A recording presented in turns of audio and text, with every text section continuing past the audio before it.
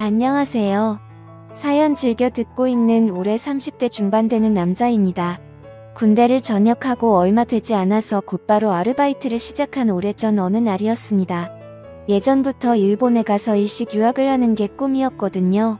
경력 없이 일식집에 갔다가 설거지만 하다가 나온다는 말을 들어서 일식집은 아니지만 생선 손질하는 방법 정도는 미리 배울 수 있겠다는 생각에 집 근처 횟집에서 일을 하게 되었습니다.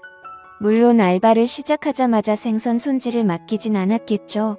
배우고 싶으면 어깨너머로 배우라고 하시곤 초보자니까 처음에는 이런저런 자비를 하게 되었습니다. 면접을 볼 때 사장이 아니고 실장님한테 봤는데 일을 시작한 지 몇 주 차가 됐는데도 사장님을 한 번도 본 적이 없어서 궁금해하다가 실장님에게 물어봤습니다. 실장님이 말해주길 사장님은 아침에만 잠깐 들리신다고 하고는 말을 아끼시길래 그래도 일을 시작한 직원인데 사장님께 한 번이라도 인사는 해야 하지 않나 싶어서 그날은 아침 일찍 일어나 오픈 준비가 한참인 가게 안으로 들어갔습니다. 문을 열고 들어가니 이모들과 앉아서 수다를 떨고 있는 사장님을 처음 봤는데 사장님이라고 부르기엔 너무나도 젊고 예쁜 사람이 앉아있길래 당황해서 인사도 똑바로 못하고 조금 버벅이고 말았습니다. 사장님은 당시 사업을 하던 남편과 동업자 몇 명을 끼고 수급만 해가는 이른바 바지 사장이었습니다. 사장님은 저를 보더니 어머나 이 젊은 오빠는 누구야? 라고 반응하며 저를 흘끗흘끗 위아래로 훑어보더라고요. 제 긴장을 풀어주려고 장난을 치는 줄 알았는데 지금 생각해보니 사장님이 저를 처음 봤을 때부터 관심이 있지 않았는가 싶네요. 우리 사장님은 저와 띠동갑인 나이인데도 불구하고 늘씬하기까지 한데다가 스타일까지 좋아서 그런지 도무지 12살 연상으로 보이지 않았습니다. 동네 지역 유지라고 불리우는 남편의 재력으로 관리란 관리는 다 받고 본인도 자기가 예쁜 걸 알아서 그런지 그 젊어 보이는 미모와 탄탄한 몸매를 유지하기 위해 부단히 노력하는 것 같았어요. 사장님은 또래에 비해서 세련된 스타일과 미모보다도 엄청 부드러워 보이는 햇빛에 그을린 듯한 까무잡잡한 피부가 매력적이었습니다. 자연스럽게 타서 원래 까무잡잡하신가 보다 했는데 유난히 하얀 손등에 골프를 자주 치러 나가서 그런 걸 짐작할 수 있겠더라고요.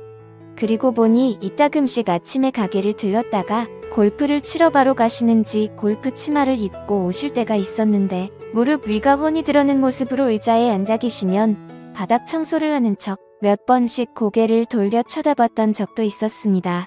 사장님은 키도 커서 각선미가 보통이 아니었어요. 사장님께 처음 인사를 드린 그날 사장님이 저에게 약간 관심을 보였잖아요. 인사를 드리고 그날 저녁에 출근했는데 그날은 처음으로 사장님이 가게에 출근하시더군요. 왠지 모르게 그때부터 매일매일은 아니지만 이따금씩 저녁까지 있다가 가셨어요. 오시면 딱히 하는 건 없고 괜히 방해만 되기도 했습니다. 그러다가도 손님이 없으면 꼭 일하고 있는 저를 불러다가 어깨 좀 주물러 봐라 이런 쓸데없는 부탁 같은 걸 했어요.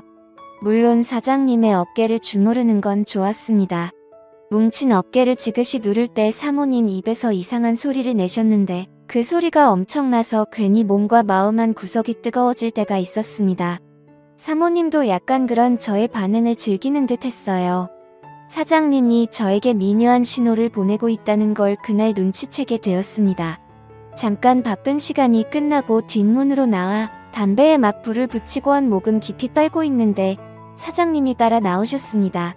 깜짝 놀라서 피던 담배를 벽에다가 비벼서 불을 껐는데 사장님이 자기도 담배 한 대만 달라고 하더라고요.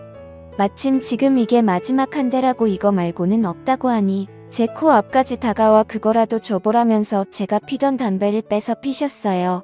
담배를 한 3모금 정도 피우다가 저에게 다시 건네주는데 새빨간 립스틱이 잔뜩 묻어있는 담배를 다시 받으니 기분이 조금 묘하더라고요.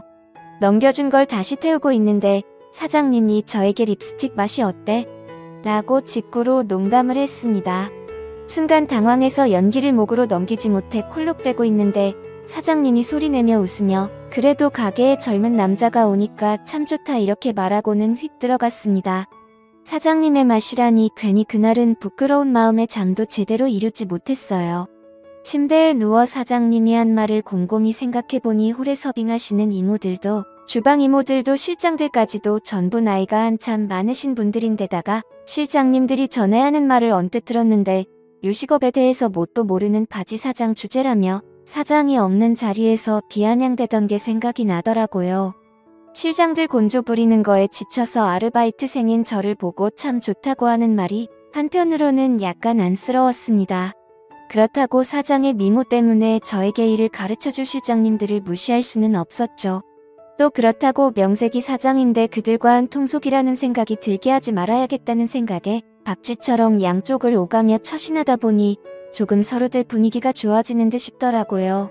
제 덕분인지 화기애애해지는 분위기에 사장님도 마감 때까지 같이 고생하고 하다 보니 일이 끝나면 가게 문 닫아놓고 회식을 자주 했습니다.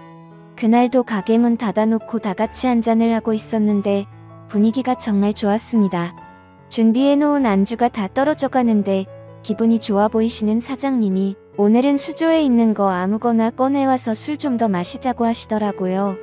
고참 실장님이 사장님에게 냉장고에 단골용으로 숙성해 놓은 게 있는데 그걸 먹자고 내일 되면 너무 물러져서 회덮밥으로도 못 쓴다고 하는데 거기다 대고 사장님이 남자도 회도생으로 먹는 게 제맛이지 이러면서 땡깡을 부리시더라고요. 생각지도 못한 여사장님 애교의 실장님들도 저도 서로 묘하게 눈치만 보면서 있었습니다. 아무거나 잡으라지만 결국 양식 광어 2마리 잡아다가 가게 안에서 1차를 끝냈습니다. 사장님은 기분이 그렇게나 좋은지 가게 오픈한 이래로 이렇게 재밌는 적은 없었다며 2차로 노래방에 가자고 박박 우기셔서 그렇게 2차를 가게 되었습니다. 횟집 근처 노래방에 가는데도 이미 다들 비틀거리는 모습이 모두 다 취한 것 같더라고요.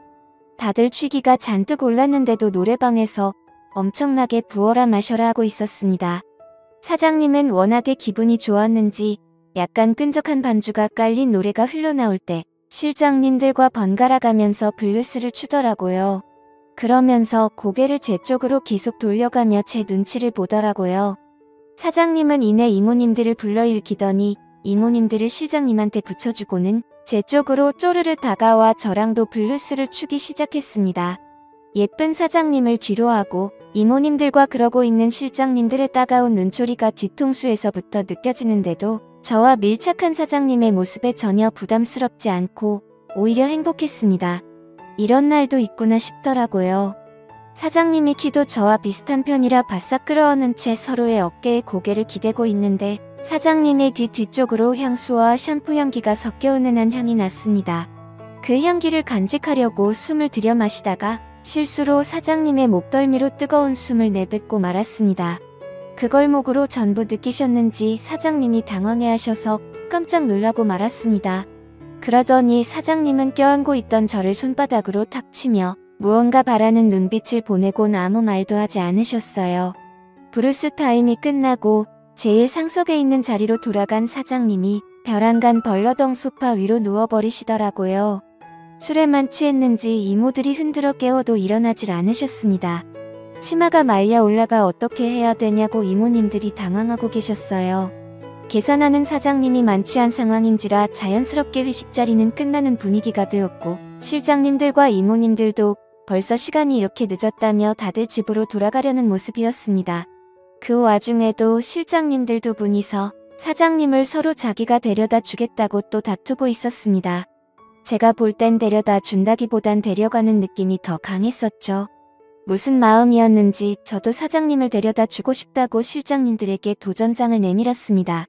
굉장히 언짢아하며 짜증내는 실장님들의 모습을 지켜보고 있던 이모님 한 분이 2사람을 뜯어말리며 어서 저에게 대리기사를 불러 사장님 좀 집에 모셔다 달라며 부탁을 하더라고요. 아무튼 사장님을 데리고 차에 타는데 밖에서 발을 동동 구르던 실장님들의 모습이 참 깨소금 맛이었습니다.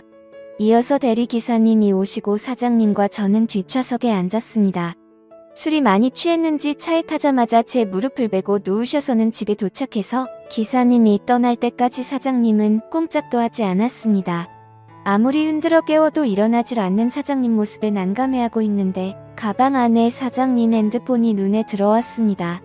살짝 머리를 들어 가방을 베고 있게 만들고 차 밖으로 나와 남편분에게 전화를 걸었는데 받지를 않더라고요.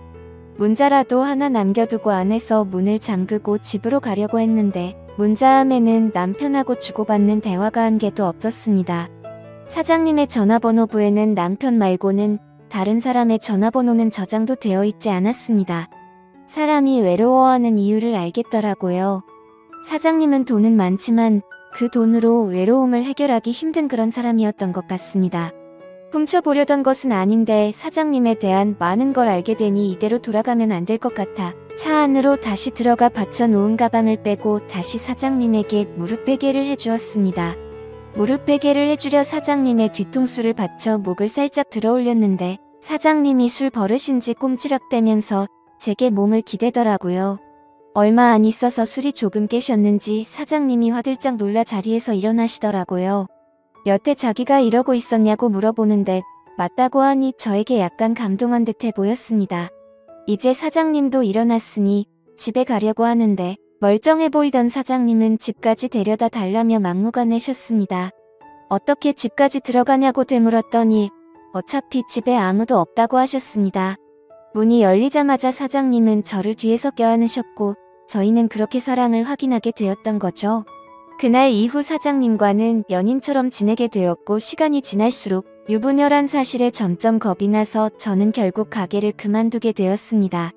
그만두고 나서는 사장님에게 전화도 몇 번이나 왔지만 유부녀라는 사실에 괜히 더 얽혔다가 좋은 꼴 못 볼 것 같아서 근처에는 얼씬도 하지 않았지만요.